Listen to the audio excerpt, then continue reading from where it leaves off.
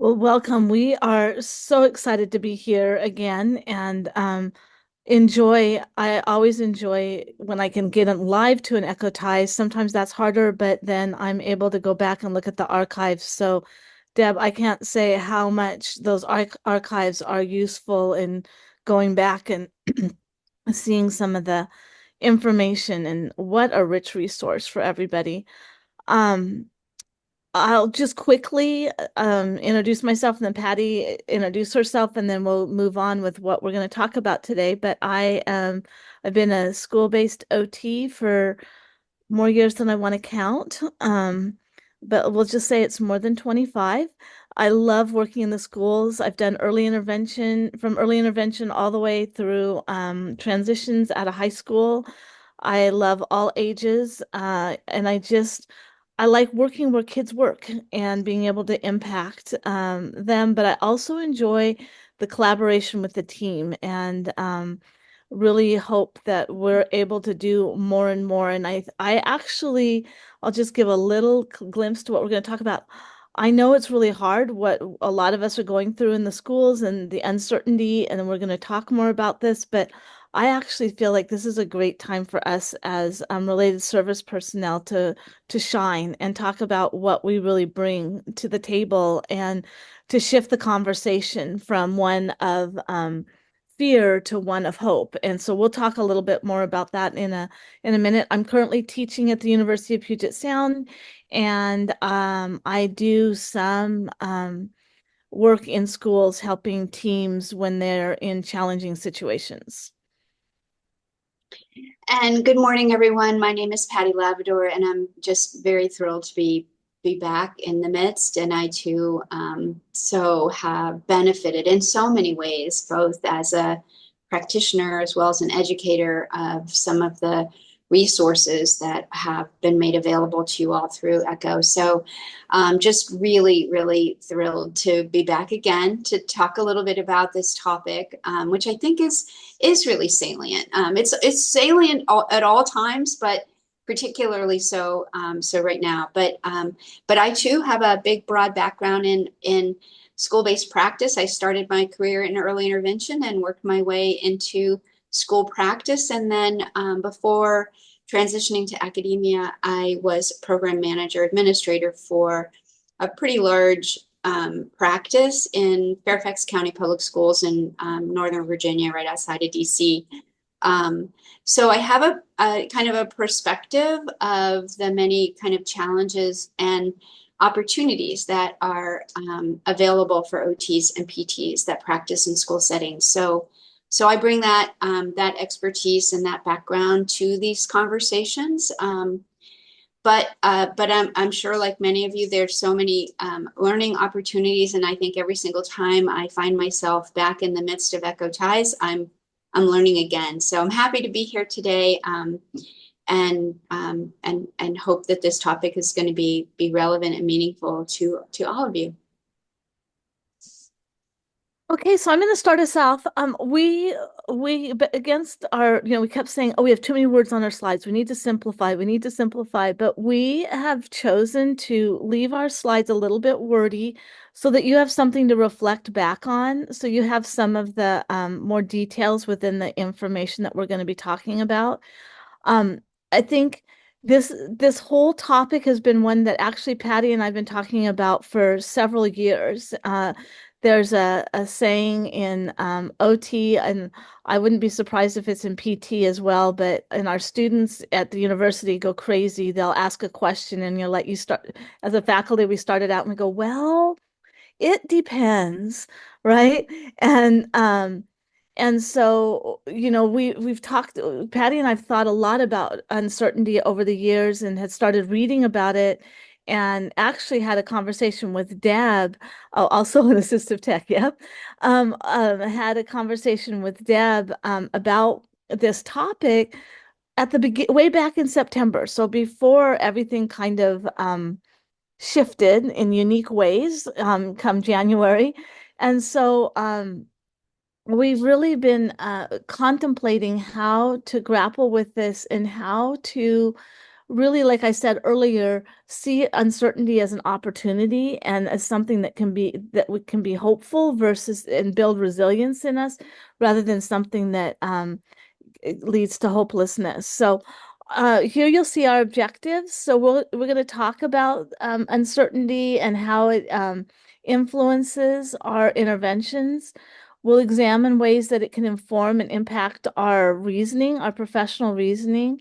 And then we'll give some strategies, some things to consider in how to reframe uncertainty and navigate and not just navigate successfully through it, but thrive within it. So I think Deb shared with us about the conversation that some of you had, was it just yesterday or the day before, around all the changes that are happening and how do you rebound from it? But maybe we have to navigate through it and find a new way of doing things. And so we hope to give some strategies to think about. So here's some quotes. Again, I'm not going to read all of them to you, but we wanted you to have some of this to reflect back on. But that, uncertainty, and there's a good a little good chunk of literature around uncertainty in healthcare, uncertainty in working with clients and working within systems, and this whole thing about relevant facts being ambiguous or complex or unpredictable, or when knowledge is lacking. I mean, that's the world we're living in right now. Oh, who's going to have jobs? Is it going to be special education? What is it going to look like? What's going to happen without the U.S. Department of Education? Where's funding going to come from? Who's lost their funding? All of those kinds of things.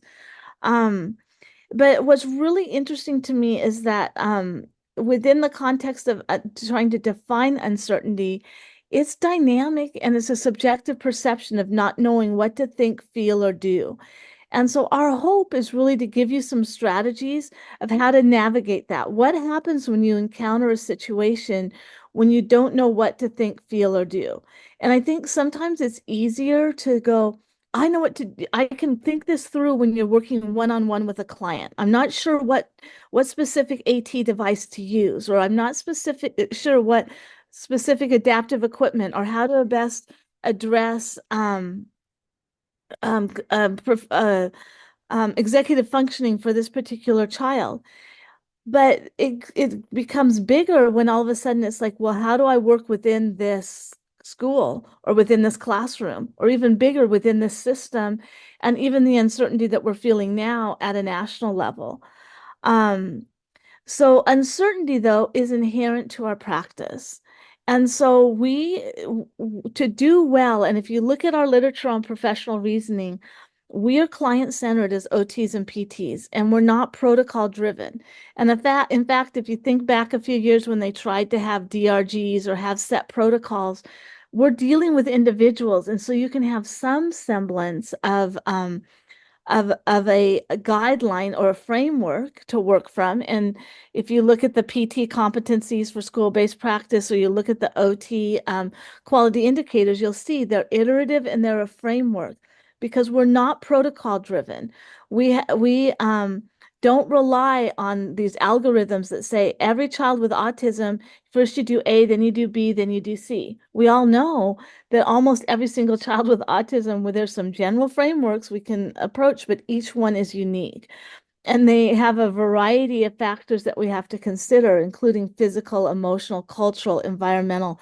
What you might do with one student in one school district, the clone in another school district, it might look different just because of the system and the environment. We also know that human behavior is not linear, and so we need to be thinking about how to address some of the complexity of what we work with, and start getting comfortable with that phrase, it depends, and then be able to go, where do we go from that? Where do we go next? Some other things about uncertainty inherent in our practice is that good clinical and professional reasoning requires constant adaptation. So if you've been in the field as as many years as I have, and some, you've seen your professional reasoning develop. I just re a few years ago did a whole lot of certification and training in developmental trauma. And as I was doing that, I was like, man, I wish I'd known this 20 years ago. This is like students so and so or student so and so. Um, but that's, I think, one of the beauties of our field is that we're constantly developing, we're constantly adapting as we learn Mhm. new information.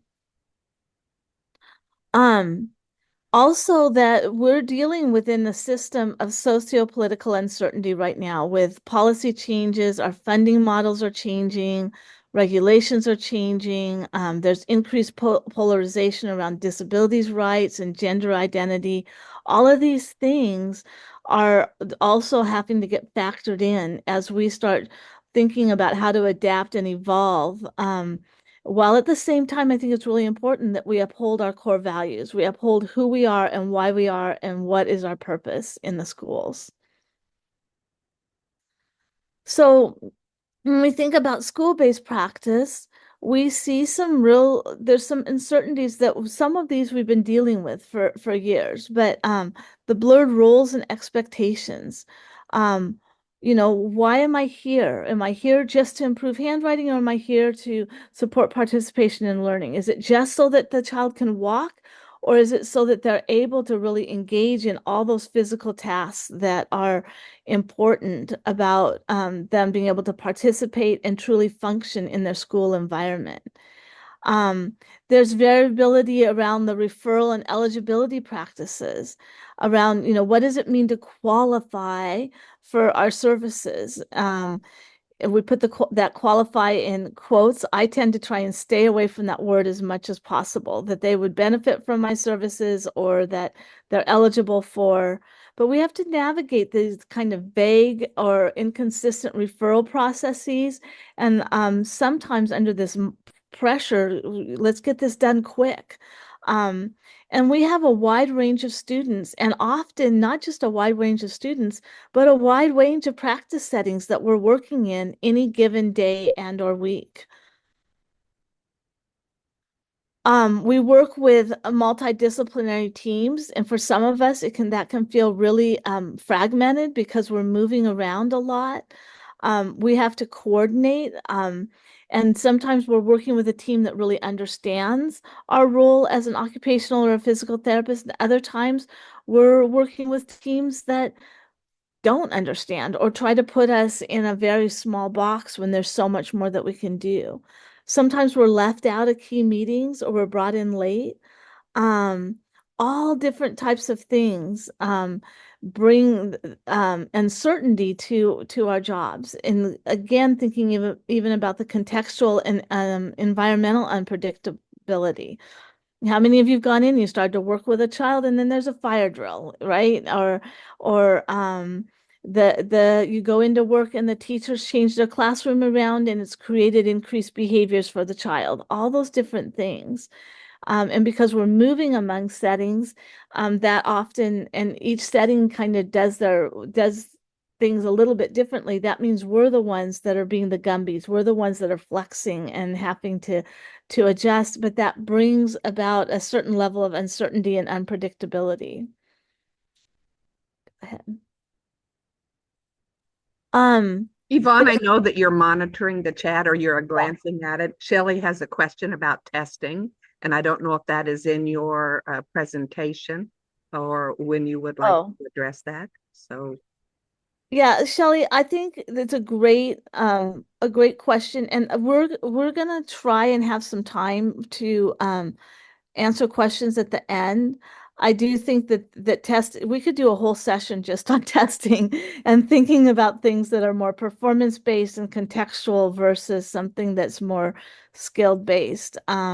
I think you just heard the title of the first session, Echo Ties next fall. Oh, okay. Thank you for that, Yvonne. Oh, and are you saying that I just volunteered for I it too? think you just did. Somebody get that in writing. Go ahead. But yeah, if we have time, Shelley, we'll come back and talk about that a little bit more in depth, if that's okay. And I'd be happy to have a conversation on the side too. Um, So also within the context of uncertainty is that whole thing of getting comprehensive student referral progress and outcome data. How do we do that? How do we use database decision making? Or I see that Kara talked about evidence-based practice. Yeah, how do we bring that in to help us manage some of the uncertainty? Because often we have incomplete information. And then we have often have resource limitations, and I think we're facing some upcoming years with some resource limitations and so how do we work within that? I will say again, going back to what I said at the beginning, I think we can shift some of this uncertainty into hope because I think when you think about people with who know what to do with limited resources, it's OTs and PTs, it's those related service personnel, SLPs. And so we can say, hey, let us help you. We can give you some strategies. We've been doing it for a number of years. Okay.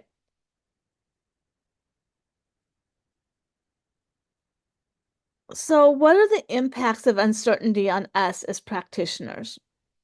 Well, there's emotional impacts.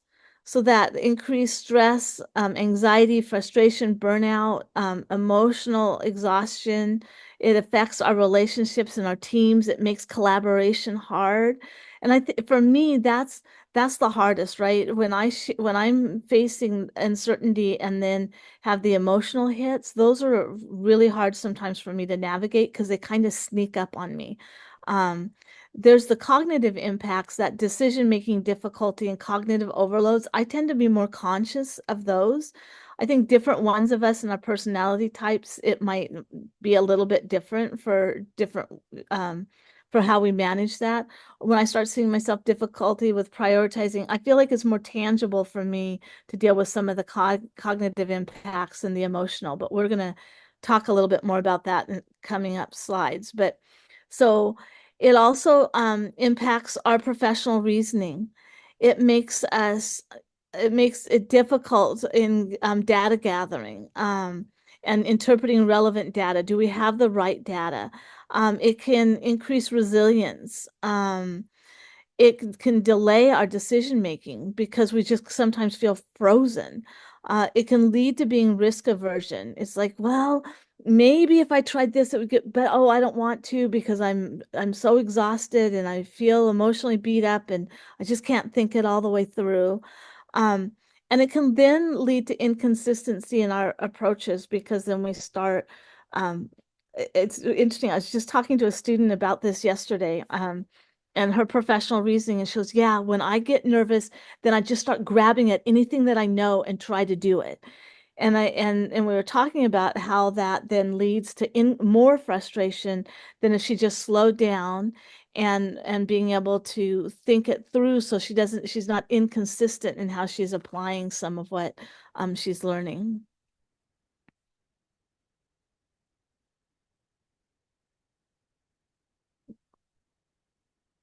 It also can lead to difficulty with prioritization, reduce confidence in our assertiveness, emotional influences on our decision making, reduce creativity, and challenges in that collaborative reasoning, really being able to collaborate with the other team members, which we know leads to better student outcomes.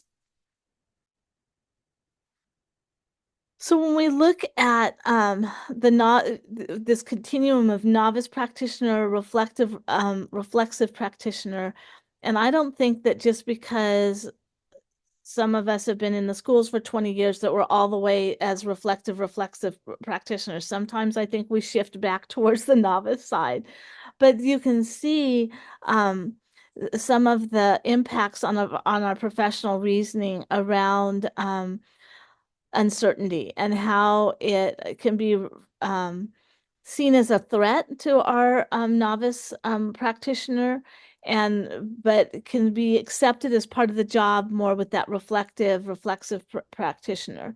And yeah, Deb, exactly. It can be difficult to start when everything seems to be a priority. And I think sometimes that's what shifts us out of being reflective and reflexive within our context of what do we do with this uncertainty. And this is certainly not a complete list of some of the the differences between how uncertainty impacts professional reasoning, but some things that we thought about, and I'm sure all of you could add some things to the list. But this is where we want to spend the rest of our time.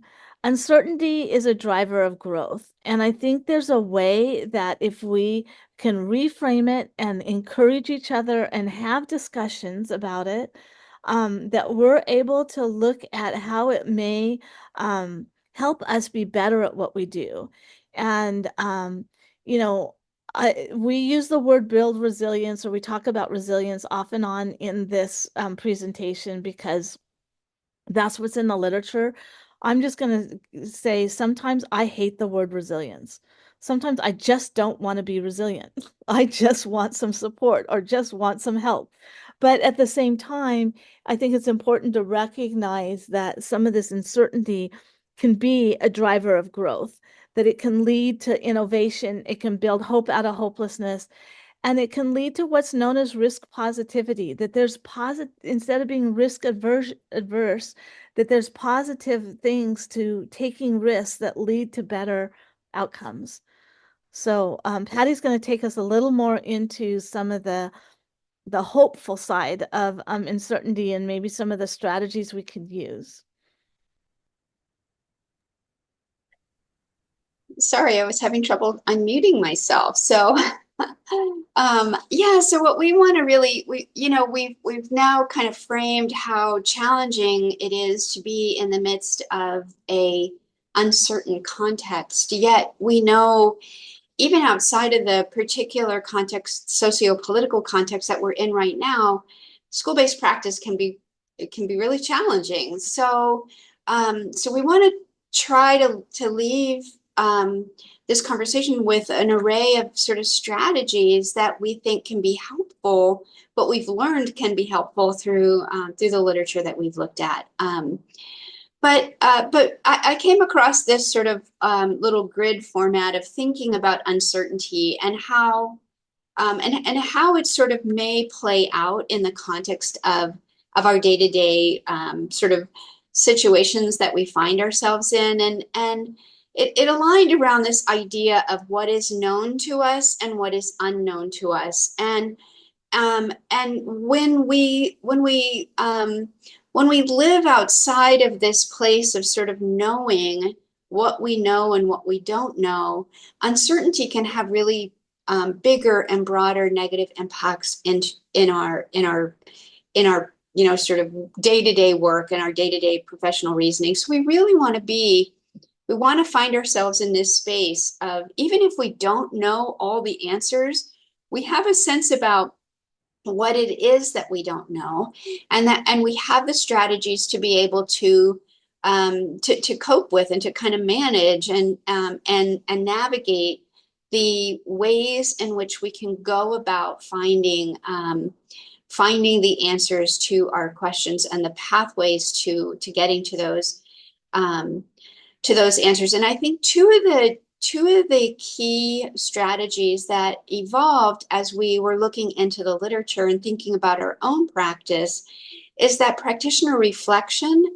and reflexivity in the context of uncertainty are really keys to empowering our ability to thrive within those really challenging contexts.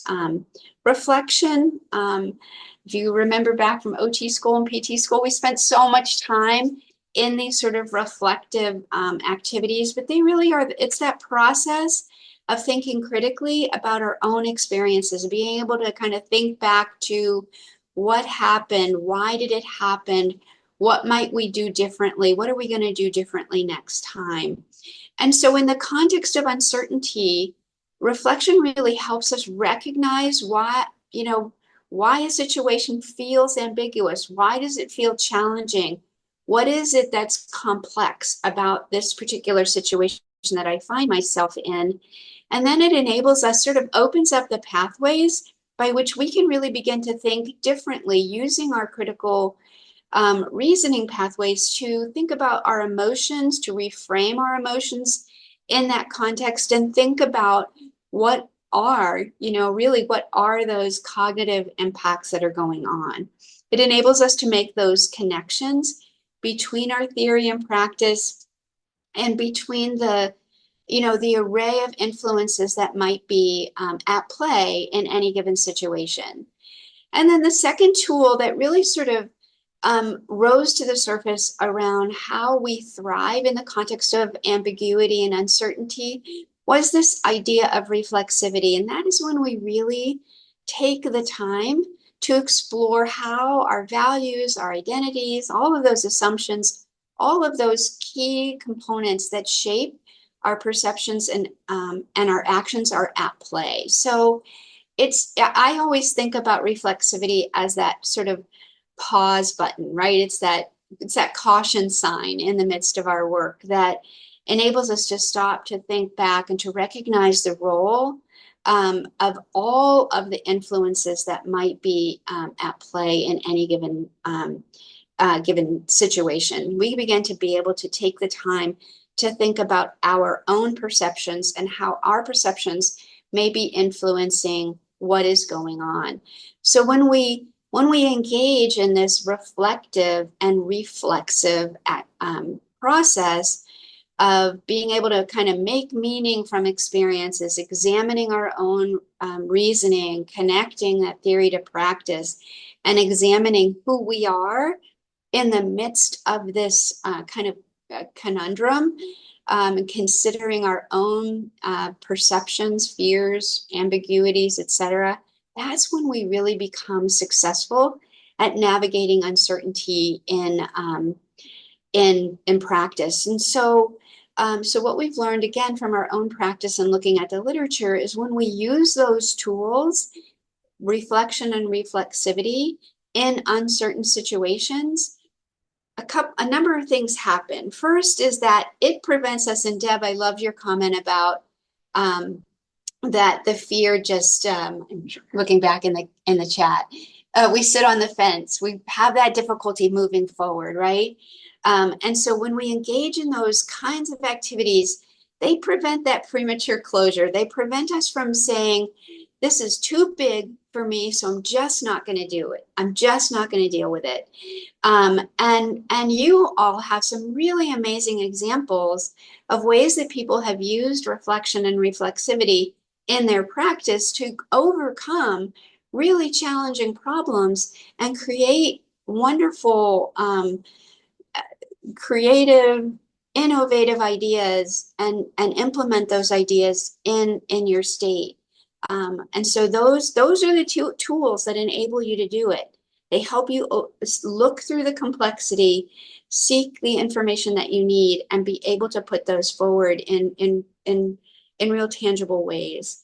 The other thing that we have seen in our own practice and talking to others about their reflective practices is that it builds sort of this tolerance for uncertainty, right? Uncertainty stops feeling so threatening, and it enables us to sort of unpack our own responses in the midst of that uncertainty and become more adaptive in our reasoning. It gives us the confidence, I think, that little confidence boost to overcome some of the complexity that exists in our practice.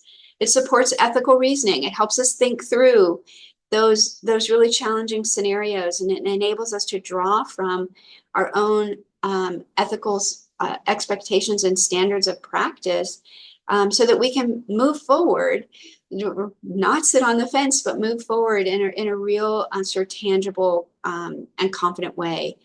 And I think reflection and reflexivity,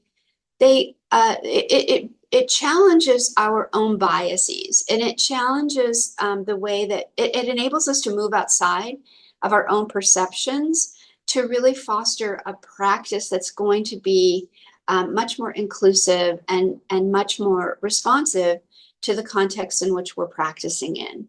So I think, in times of uncertainty, reflection and reflexivity, it's that pause button. It allows us to slow down, help us locate ourselves in the context of complexity and uncertainty, and gives us that time to kind of rethink and reframe how we're going to step forward and move forward and sort of thrive, as Yvonne said earlier, in the context of that work.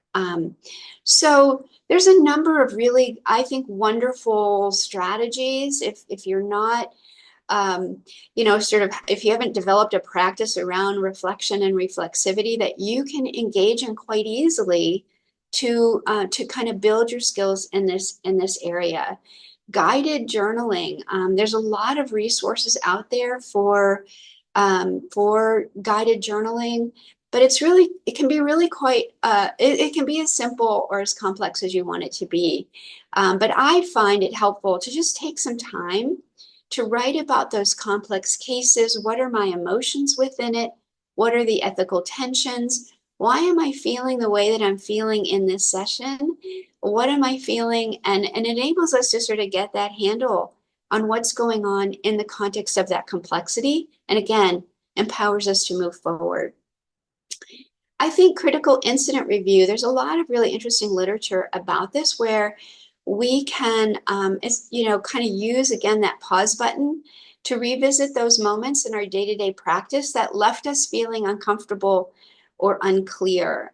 So asking questions, what was going on beneath the surface of that encounter, taking that time to unpack what might be going on.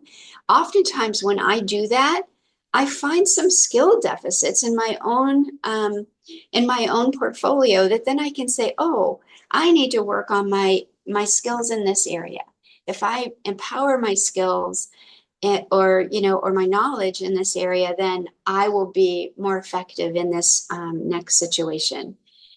Peer consultation. I think that is one of the most powerful tools we can have. Debriefing those situations, debriefing really complex and uncertain cases with your colleagues can help you engage in really effective practice of reflection and reflexivity. So what did you see in this situation? What did I miss? How could I think differently about this case? How could I think differently about this interaction?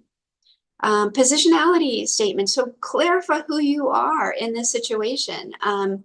Who is it? What do you bring to this scenario that can really help you think about how you're responding in the context of this, the work that you're doing in schools? We're starting to see a whole lot more of that contextually across research and practice, and lots of people just really trying to get in touch with who am I, what are the perceptions that I bring to this scenario, and how can I empower that to help me manage and sort of navigate the complexity. And then looking at the reflective models that are out there, there's a lot of them, Gibbs and Schoen and Rolf. But the most easiest one, right, is that Gibbs cycle, what, so what, now what cycle, where you can just sort of walk yourself through what happened today. What happened in that interaction? What happened in that training? What happened in that intervention session? And so what? Why is that important? What do I need to be thinking about? And then ultimately, what am I going to do in the next iteration? So those are some just really simple tools that you can put into your toolbox and carry with you as you are thinking through navigating and thriving in these contexts of uncertainty. And so the other piece that I wanted to kind of highlight, Yvonne talked earlier about the emotional and about the cognitive impacts of uncertainty in school-based practice. So some simple tools, again, that you can put in your toolbox that can help across those key areas. Emotional management tools, right? We know a lot of them. Mindfulness, stress reduction techniques. I use them all the time in my practice, right? To just really thrive in the context of uncertainty and complexity. Reflective practice I talked about. Peer support and mentorship can be very, very helpful. Professional counseling, and many of us have found it helpful to engage the practice community. Maybe not professional counseling, but to just use that community as a way to debrief and and support one another in these really uncertain times of uncertainty.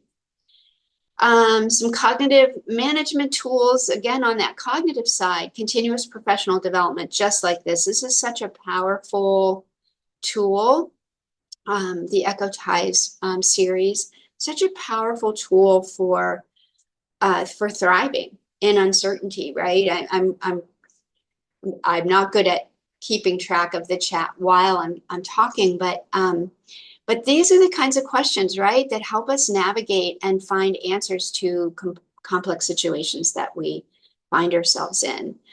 Structured decision-making frameworks, like using things like SWOT, decision trees, cognitive maps. A few months back, we talked about using the logic model as a way to kind of manage making complex decisions in uncertain times. So things like that can really provide structure and clarity, and promote clearer thinking in the context of those of complexity. Journaling, talked a little bit about, and just documenting.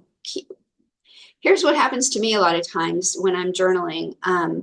Is I'll be journaling along, and then all of a sudden it'll sort of like hit me that, wait a minute, I talked about this a bit ago. And then I can start to sort of unweave, or maybe weave together, disentangle thoughts and weave together new ways of thinking about the patterns that I might be engaged in these challenging situations. And then certainly time management. I think uncertainty just eats our time, because we spend so much time just in spinning our wheels. So the more thoughtful and careful we are about time management can really help to sort of overcome some of those cognitive impacts that we see. And then the last set of tools we wanted to kind of talk about are those that are related to professional reasoning. And Yvonne and I have spent a lot of time in our work thinking about how we reason, and it's, you know, we have so many demands on our reasoning in the context of school-based practice that once you pepper in a little bit of uncertainty into that, it can be really, really impactful. So some professional reasoning tools that we think can be really helpful is employing your teams. You know, that interdisciplinary collaboration can really empower our ability to thrive in the context of uncertainty. So really be intentful about regular meetings, about collaboration. And there's some really interesting work coming out about the purposes and the purposes and the outcomes of professional reasoning, of interdisciplinary collaboration. And so I think one of the pieces that is important to do in that context as well is understand what it is you are trying to get out of that professional collaboration at any given time. Maybe sometimes it's about building your own skill set, right? So you're collaborating to understand and build your skill set. You may be collaborating to teach somebody or build their own capacity to meet the needs of the school and the students that you're serving. It may be that you're collaborating to problem solve around a particular challenging situation. So understand what the purpose of that collaboration is at any given time, and think about what the outcomes ought to be in that particular situation. But engaging in that can be a real mitigating factor for the effects of uncertainty on professional reasoning.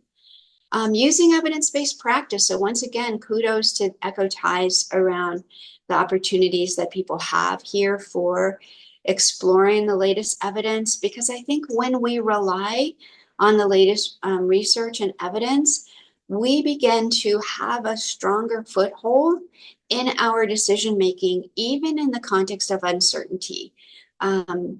The stronger your literacy, research literacy skills are, the better you're going to be at being able to really get a kind of a stronghold around evidence and how we use it to make decisions, you know, kind of with and on behalf of our students and our school teams.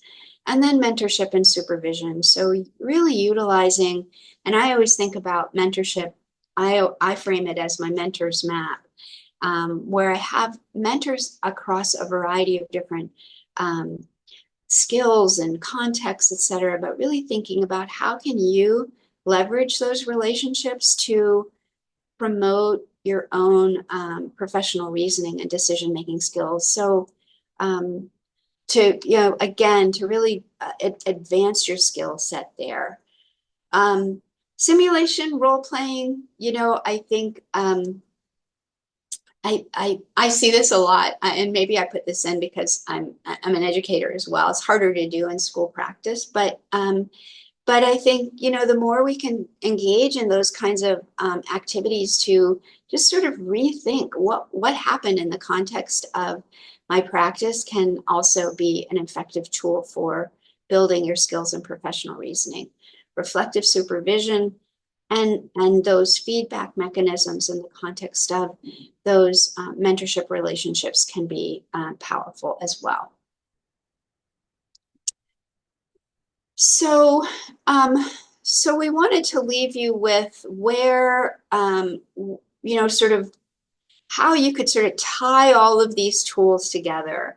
And we think utilizing and what our research is showing us and where our collaborative partners are taking us is that the quality indicators and the PT competencies can be a really meaningful way for us to start to move through this process of managing and thriving within the context of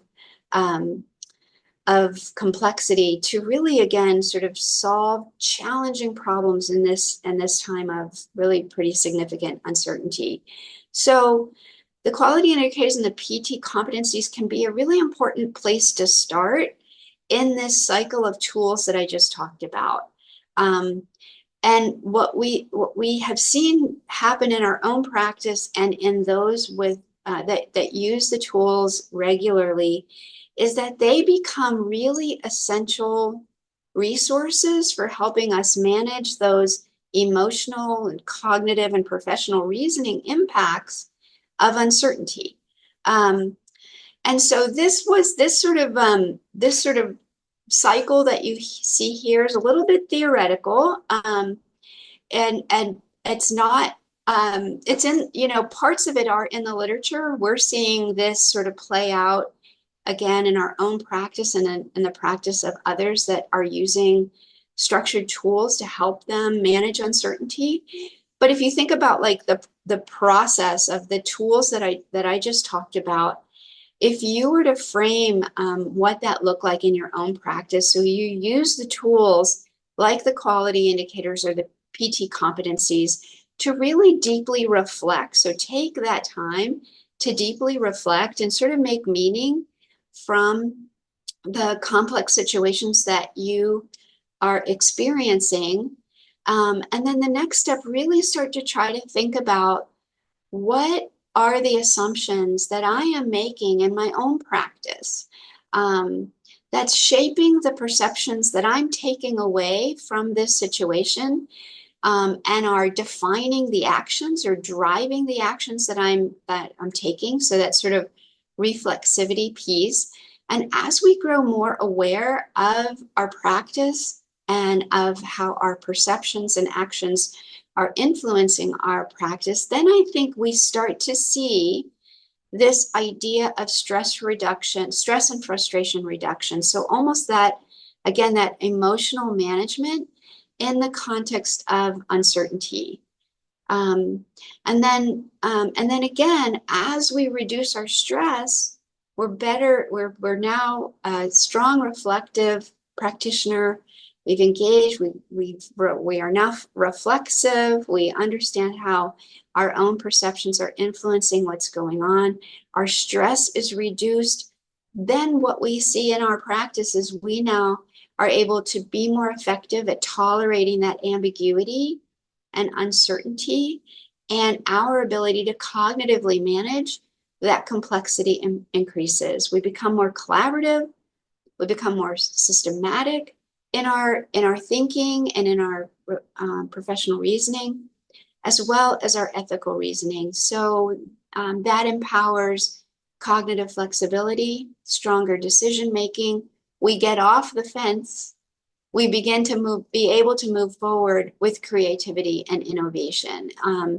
And so we see this cycle happening over and over and over again as the teams that we work with are empowered to then really solve kind of complex problems with energy, innovation, creativity, and sort of again, then the cycle continues, right? Because now they're in a new cycle of making meaning from the outcomes that they achieved from their creative and innovative approaches to these really complex and challenging, ambiguous situations.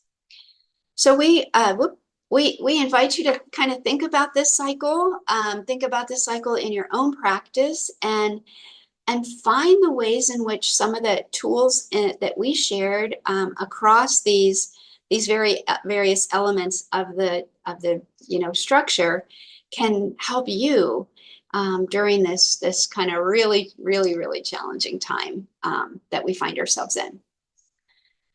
So that brings us to the end. Here is our contact information. We are happy to answer, contemplate, discuss any interesting perceptions you have around uncertainty and ambiguity in your own practice. Any questions or thoughts?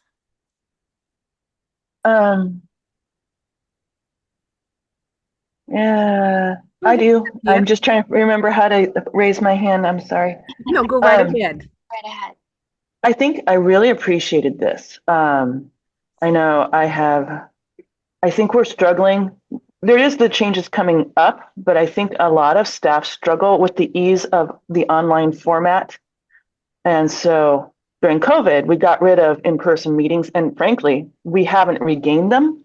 And people say they value them, but they don't actually schedule them as staff departments. I know we've struggled with that in our district. We've only last time we met in person was in November. So I appreciate this because I think it really brings out the idea of having structured meetings to reflect on our practice and the value of it, and that we can do it.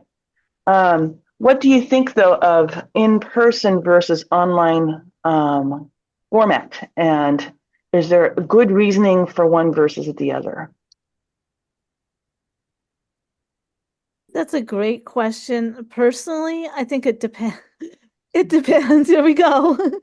I think some of it depends on what you're trying to get at and what the outcome or goal is. I think there's some things. I mean, I've been in in-person meetings too, where I've thought, oh my gosh, we could have just done this via a quick email or a quick, Zoom call. So I think it almost needs to be a discussion with the team or teams that you're working with and what's going to work best for those teams. I think if you've got a complex student or a complex situation or a complex environmental issue you're trying to deal with, that's probably better in person. I think if it's a quick check-in, there's certainly some value to the online and the Zoom. So, I mean, I think the Echo Ties is a great example of that, right? I mean, to be able to have this opportunity to, once or twice a month to get some good CE information for an hour is a really great use of time. If you want to take and really delve into this and how is this going to look in your setting, I think that, yeah, that's going to take some in-person meetings and some discussions with your team. So I don't know, Patty, if you'd add anything different. Yeah, and I like what Shelley just posted about having that agenda, because one of the things that I think is really important, and I kind of alluded to this when I was talking about collaboration, is that is that we collaborate for many different reasons. And many of the people on the team are collaborating in the moment for different reasons. So, and have different expectations for the outcomes. And I think that when we are unclear about what we are hoping to get out of that meeting, then that's when it starts to feel really fragmented and frustrating and not a good use of time. So I think that regardless of whether you're in person or whether you are, face to face, having that mindset about we're here today to do this. We're here today to, I'm here today because I'm really at a loss of some ideas. So I need to share my ideas with you and have you share your ideas with me so we can come up with some new ideas, or we need to solve this problem, or what have you. So I think that's my perception. And I I tend to think that when we get on Zoom, I think Zoom is wonderful. It has saved so much time in my life, but at the same time, sometimes it can be really like task oriented. We got to get this done, and what have you. But so just being really clear about what the purpose is can, I think, empower that collaboration in any dimension, again, whether virtual or face to face. Looks like we have about 2 minutes left, so probably enough time for one question. Or do you have to go? We actually have until 9:15. Oh, okay, perfect. Yay. Good. I've just given you a gift of time. Oh, I love gifts of time. And these are some of the things in person or virtual, or some of the things we struggle with all the time in these changing times for providing professional development. I love that you keep coming back to Echo Ties, because how do you reach somebody across such a diverse state when there's a big old mountain range in the middle? And so Echo Ties really satisfies that. And we also know that anytime we get together in a room for a training or a conference, that there is magic that happens when you're standing next to somebody in the buffet line, Yeah. or you're in the same room. I don't know if we would have had the same enthusiastic outcome of the steering committee coming forward to create the New Ties resources if they had not been in the same room and had lunch together. So we know that there are benefits to both. And when we talk about professional development, we know that we have shortages of people out there, and getting someone to fill in, or getting away and make sure the ranch is taken care of, is a challenge. And I hear some people say that they get $150 per year for professional development. And that barely gives you a webinar if somebody's not doing them like we are for free. So there's just so much to consider, so many benefits of being in the same room, aside from the hugs that you get. And I thank you for all that you do in support of students.